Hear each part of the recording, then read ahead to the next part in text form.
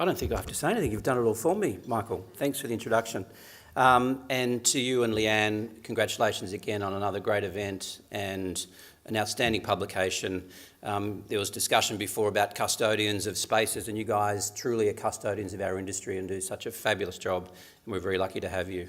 Also, just from my perspective, hearing from all of my peers today has been very uplifting, and it's very easy to get drawn down in all of the negative sentiment that we're currently facing, but there's so much great stuff happening across our sector, and it's something, with the leaders that have been talking today, our industry's in really, really good hands, and it's something we should feel all very proud of.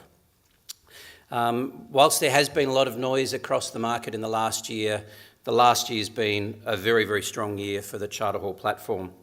Over the last year alone, our funds under management has grown to over $28 billion, as Michael mentioned. That's a growth of 20%, and it's not a one-hit wonder. Over the last 5 years, we've averaged fund growth of 23% per annum. So we see this as a reflection of our active management approach, with significant acquisition, divestment and redevelopment activity across our core sectors, namely office, retail, industrial, and more recently we've entered the social infrastructure space via our acquisition of the Folkestone Education REIT, which is listed on the Australian Stock Exchange. So with all of that in mind, our strategy is to harness our cross-sector relationships and grow alongside our tenant customers across all of our key sectors. So that's our core focus across our platform.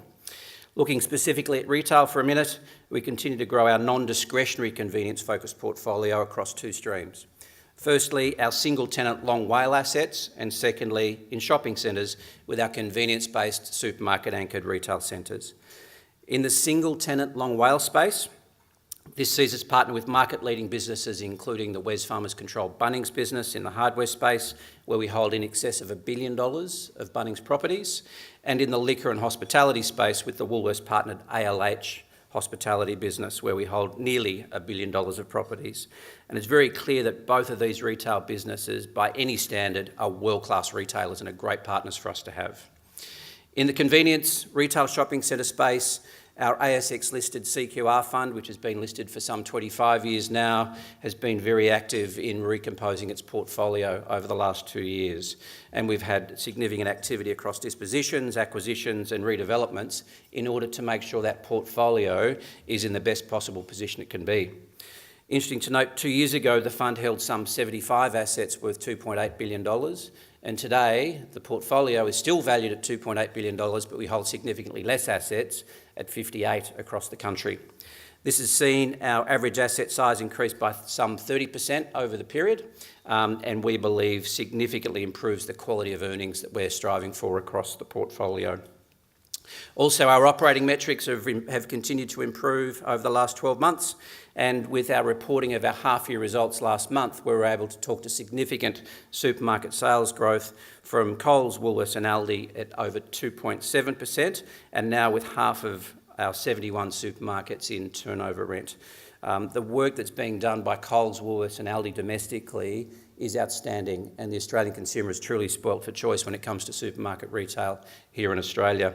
And across our portfolio, we're now generating in excess of $3 billion in supermarket sales, and that's something that we're very, very proud of. In the specialty leasing space, which is critically important in the current marketplace, we've continued to print positive leasing spreads of 1.9%, with nearly 200 new leases and renewals completed over the half year. And our specialty tenants are predominantly serviced by food, general retail and service-related businesses. Footfall, as Greg mentioned, is something that's important to all of us, and our footfall across our portfolio now is in excess of 150 million customer visits per annum. So all of this for us at the half year, as I just spoke about earlier, has generated 2.1% net property income growth, and that growth in income is something that we are really focused on across our whole platform. So in closing, we hold the view that our focus on non-discretionary and convenience-focused retail and our portfolio and our focus will provide resilient and robust earnings for our investors, and that's our purpose. Thanks, Michael.